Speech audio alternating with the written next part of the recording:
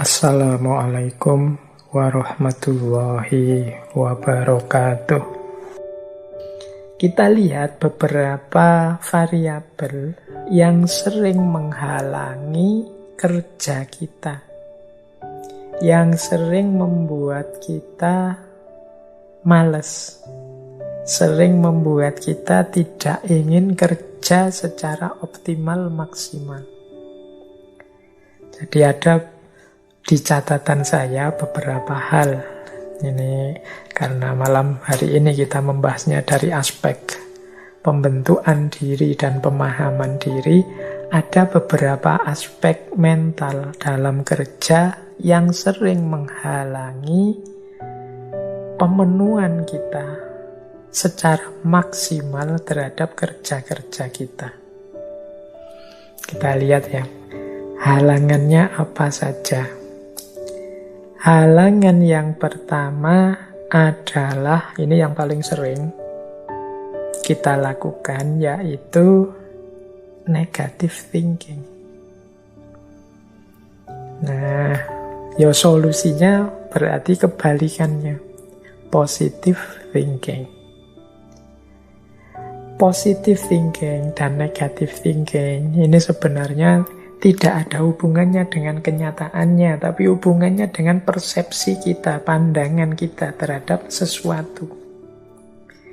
Kenyataan itu akan memberikan sesuatu yang positif pada kita atau memberikan sesuatu yang negatif pada kita, itu lebih banyak tergantung pada persepsi kita. Kalau kita negative thinking, ya kita dapatnya yang negatif. Kalau kita positive thinking, ya kita dapatnya yang positif. Banyak orang tidak mau melakukan sesuatu karena negative thinking.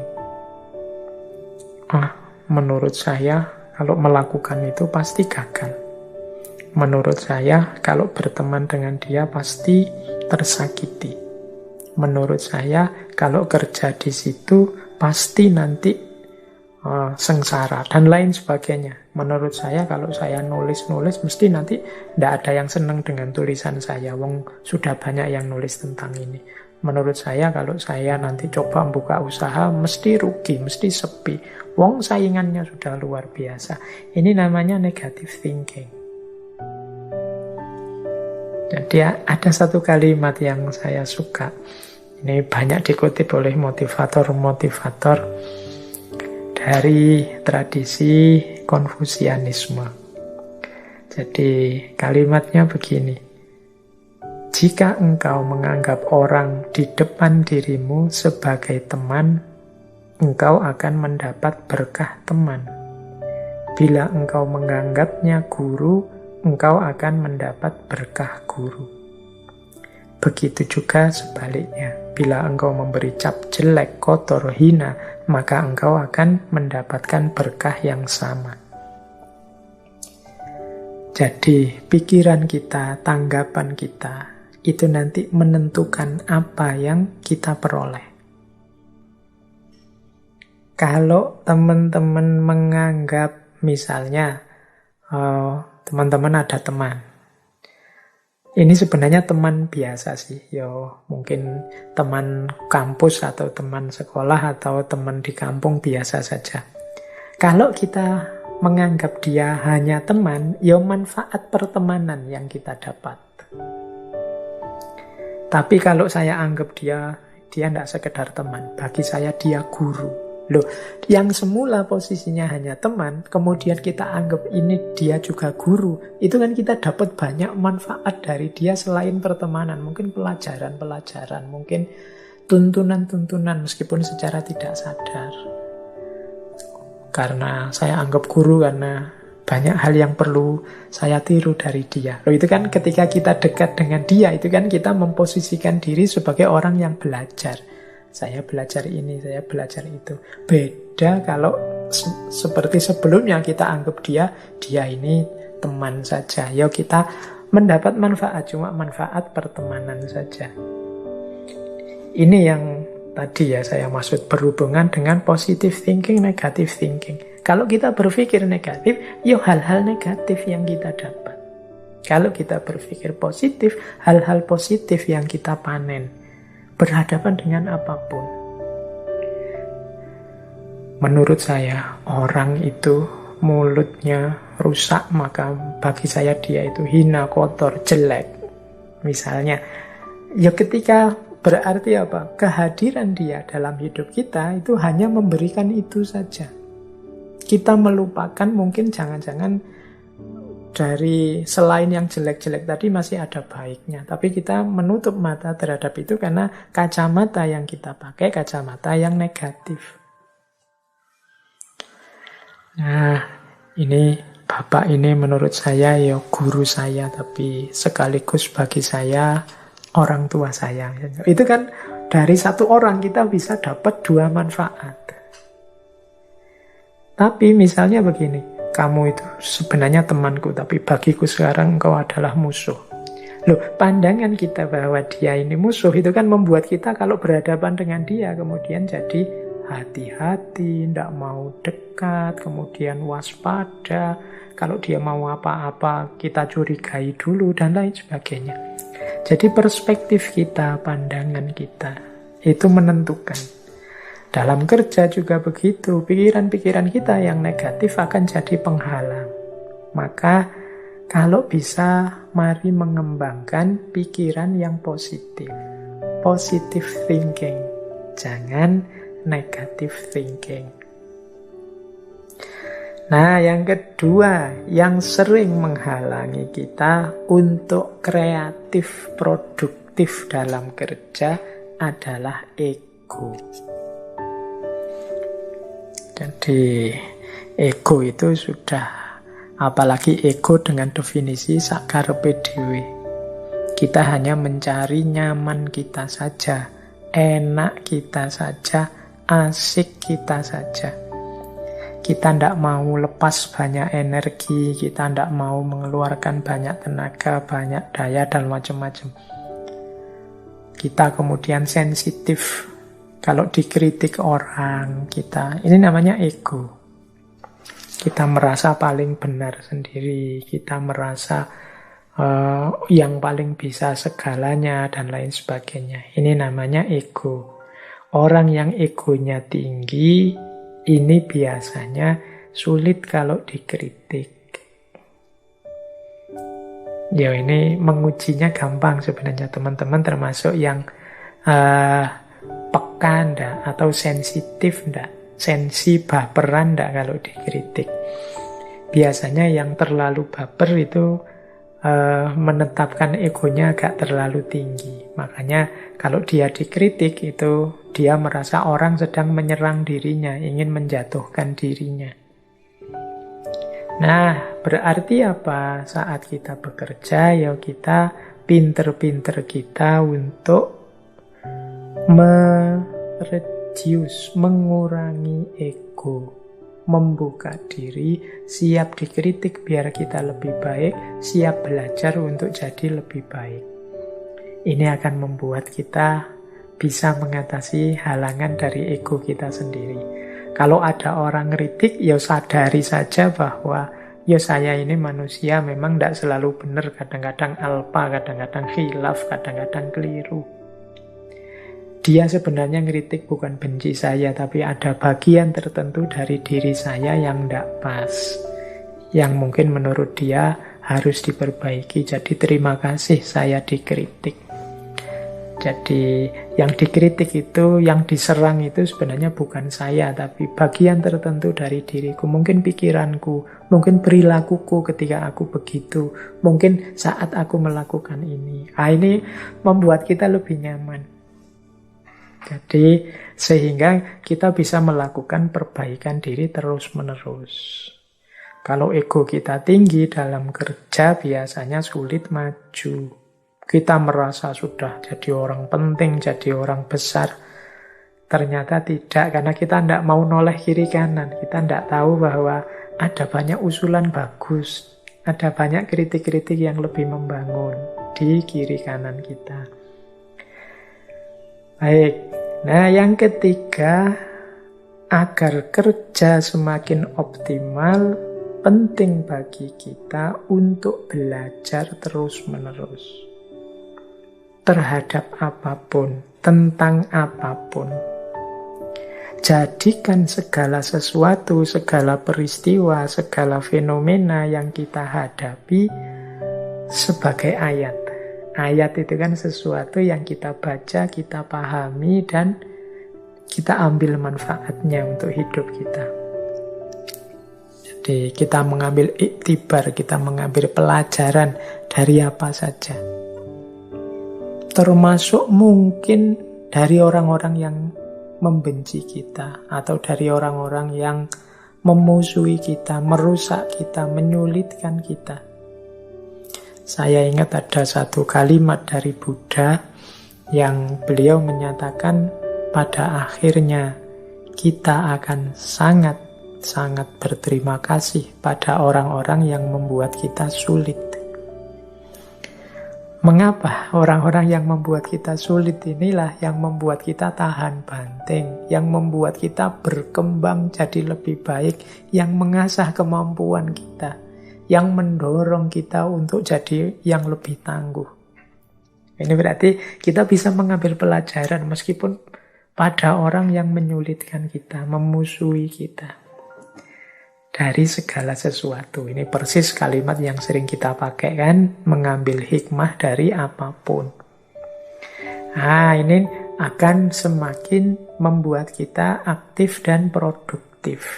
Tidak lagi macet, mandek, dan malas. Yang keempat adalah move on, moving forward. Ayo maju terus, jangan menyerah, jangan merasa sudah selesai atau jangan merasa terlalu cepat puas. Masih ada banyak manfaat, maslahat, kreasi, produktivitas yang bisa kita hasilkan.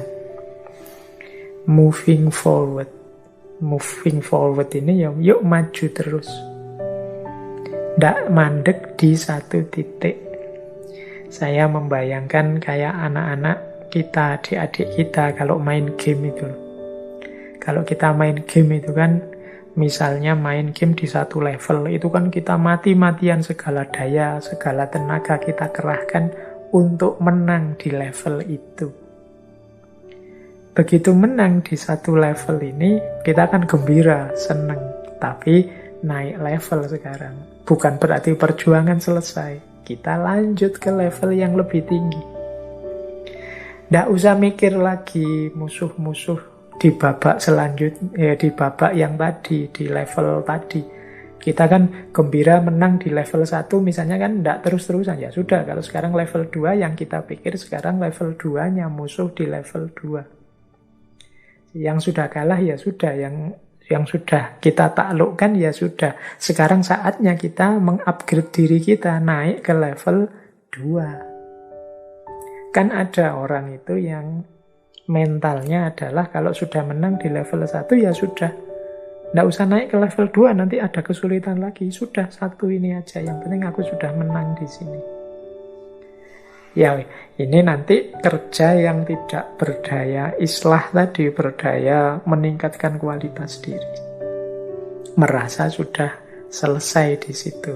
Nah, mentalnya anak-anak yang main game ini menurut saya menarik. Ayo kita taklukkan hari ini, saat ini, situasi ini. Nanti kalau sudah unggul, saatnya kita naik level. Biar kita semakin berkembang, semakin baik, semakin baik, semakin baik. Produktivitas kita tambah meningkat, tambah meningkat. Teman-teman mungkin bisa mengkiaskan kayak HP itu loh. Apakah HP merek apapun, apalagi HP Cina, Samsung, Xiaomi dan lain. Itu kan tiap sekian bulan itu ada versi barunya. Jadi tidak mandek di satu gaya, di satu versi saja, di satu tantangan saja. Tapi terus memikirkan inovasi baru, tantangan baru. Ini yang saya sebut moving forward. Maju terus, yuk maju terus. Jangan berhenti. Kita hidup ini dengan menaklukkan satu level ke level selanjutnya. Terus begitu. Nah, kalau kita punya mental seperti ini, yo, apapun halangan dalam kerja itu rasanya kecil. Kalau kita punya positive thinking, ego yang tidak terlalu tinggi, kemampuan untuk belajar terus-menerus, membaca terus-menerus, ayat-ayat, fenomena-fenomena, untuk membuat diri kita lebih baik. Dan yang terakhir, kesiapan untuk terus maju, terus berkembang, tidak berhenti. Nah, ini akan membentuk diri kita menjadi pekerja yang unggul, yang aktif, yang produktif, memberi manfaat dan maslahat. Jadi itu beberapa filosofi dalam kerja. Ini saya tutup dengan 3 buah quotes yang kebetulan saya bawa untuk malam hari ini. Yang pertama, quotes dari Khalil Gibran. Ini mengajarkan kita untuk kerja dengan sepenuh hati, dengan melibatkan cinta. Kata Khalil Gibran, work is love made visible. Kerja adalah cinta yang kelihatan. Kalau engkau tidak bisa bekerja dengan cinta, tapi engkau bekerja dengan tanpa rasa, maka lebih baik engkau tinggalkan pekerjaanmu dan duduklah di pintu-pintu kuil, kemudian mengemislah pada mereka yang bekerja dengan kegembiraan. Jadi ini salah satu di antara puisinya Gibran yang terkenal tentang kerja. Kerja itu adalah manifestasi lahiriah dari cinta. Orang yang mencintai itu tidak mungkin dia diam. Pasti dia akan mengekspresikan cinta yang ada dalam dirinya dalam bentuk kerja-kerja yang konkret. Apakah itu cinta pada diri, cinta pada keluarga, cinta pada sesama, cinta pada semesta. Jangan sampai kita ini seperti robot yang melakukan kerja macam-macam tapi tidak ada rasanya sama sekali. Tidak mengerti makna dan tidak sadar mengapa aku melakukan itu atau tidak melakukan itu. Bahkan disindir oleh Gibran, ya kalau kita mentalnya seperti itu, udahlah tidak usah kerja, ngemis saja. Daripada capek-capek, tapi tidak ada maknanya terhadap dirimu. Nah, ini sindiran kerasnya Khalil Gibran. Berarti kerja apapun yang kita lakukan, mari lakukan sepenuh hati. Tumbuh dari kecintaan kita terhadap hidup ini. Baik itu diri kita sendiri, keluarga kita, lingkungan kita, bahkan alam semesta. Nah, ini pesannya Gibran. Yang kedua, ada pesan juga yang menarik dari Arnold Toynbee. Ini sejarawan dari Inggris yang masyhur sekali. Ini dulu pernah juga kita kutip quotes ini di sesi permainan. Kata Toynbee, the supreme accomplishment is to blur the line between work and play. Prestasi yang puncak, capaian yang paling tinggi adalah ketika tidak jelas lagi atau bercampur garis antara kerja dan bermain. Jadi kita ini sukses dalam kerja kalau kita mampu bekerja sebagaimana kita bermain. Bermain itu kan capek seperti bekerja, butuh pikiran, butuh daya, butuh tenaga, sama capeknya kayak kerja. Tapi dalam bermain kita merasakan kegembiraan, kebahagiaan. Maka puncak capaian kita dalam bekerja adalah kalau kita merasa segembira dan sebahagia sama seperti saat kita bermain dalam kerja. Jadi kalau kita bekerja kok gembiranya dan bahagianya sama seperti kalau kita bermain, itulah supreme accomplishment, capaian yang paling puncak. Yo, monggo teman-teman dengan strateginya masing-masing bagaimana nanti bisa mencintai dan menggembirai apapun kerja yang kita lakukan. Terakhir, ini dari Napoleon Hill, don't wait, the time will never be just right. Jangan menunggu, jangan banyak alasan, jangan mencari dalih-dalih untuk memulai satu pekerjaan. Karena the time will never be just right. Karena ya kalau memang kita cari-cari waktu yang tepat atau situasi yang tepat, tidak akan pernah ketemu. Selalu saja ada kurangnya, selalu saja ada ndak pasnya. Karena kuncinya tidak pada ruang dan waktunya, tetapi pada kesungguhan dan diri kita sendiri. Untuk mau dan berani memulai. Maka jangan menunggu, jangan mencari waktu dan ruang yang perfect, yang sempurna. Tidak akan pernah ketemu.